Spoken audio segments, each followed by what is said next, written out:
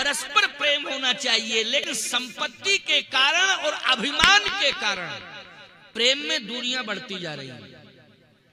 इतना ज्यादा अभिमान आ गया है कि व्यक्ति मैं के अलावा, अपने के अलावा किसी को मानना नहीं चाहता। ये कंडीशन। दूसरी बात, संपत्ति आगे आ जाती है। संपत्ति पर जब दृष्टि जाती है तो वहां प्रेम का अस्तित्व अपने आप पीछे हो जाता है। संपत्ति सुमेरु बन करके प्रकट हो जाती है ना। संपत्ति सुमेरु बन करके आगे आ जाती है। और याद रखना, वहां प्रेम का स्वरूप जो है छोटा पड़ जाता है और संपत्ति का सुमेर पर्वत बन के तैयार हो जाता है।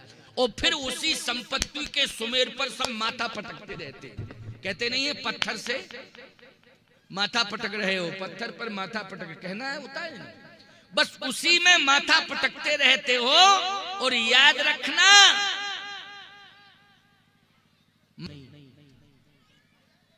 वो संपत्ति किसी की होती नहीं है प्यारे। आओ ओम प्रकाश, स्वास्थ्य ठीक है?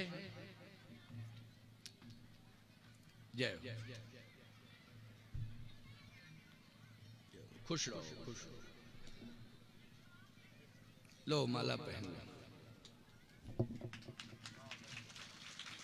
बैठ जाओ, यहीं सुन लो। अच्छा ठीक हो, बैठो, बैठ जाओ।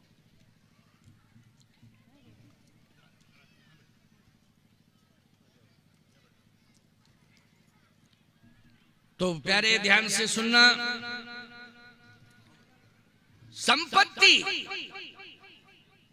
संपत्ति को इतना महत्व मत दो, भगवान की भक्ति को महत्व दो। भगवान की भक्ति जहां होगी और जहां सुमति होगी, और जहां सुमति तहां संपत्ति नाना, और जहां कुमति तहां विपत्ति निदाना।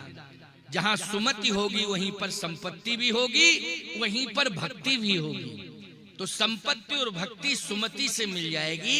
इसलिए किसी भी प्रकार का विवाद करने की आवश्यकता नहीं है। राम कथा सुन रहे हो, राम कथा में शिव पार्वती संवाद है। बोलो शुरुआत कहां से हुई राम कथा की? विवाद से हुई कि संवाद से? बोलो शिव पार्वती संवाद। अच्छा, महाभारत का विवाद कहां से शुरू हुआ?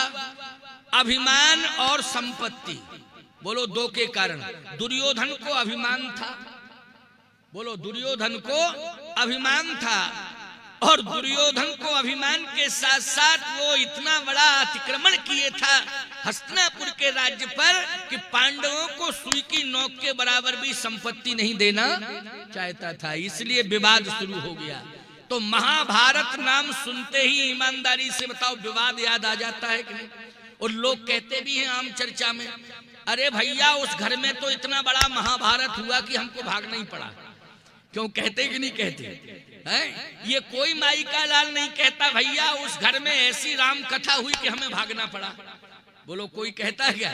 सब यही कहते उस घर में ऐसा महाभारत हुआ कि हमको भागना ही पड़ा उस घर से। तो सीधी सी बात यह है कि ध्यान से सुनो, समझो, जीवन में हम राम कथा से प्रेरणा लें कि आपस में क्या करना चाहिए? संवाद।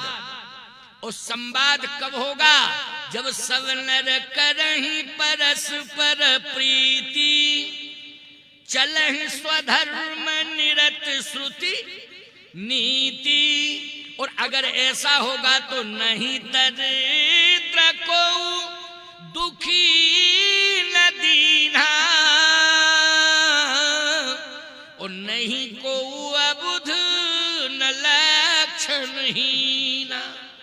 यदि जीवन में हम प्रेम करेंगे, परिवार में रह के प्रेम करेंगे, पड़ोसियों के बीच में प्रेम करेंगे, ग्रामवासियों के बीच में, और प्रेम करेंगे भारत में रहकर भारतवासियों से, तो निश्चित है कि घर से लेके अपने राष्ट्र तक राम राज्य अवश्य आ जाएगा।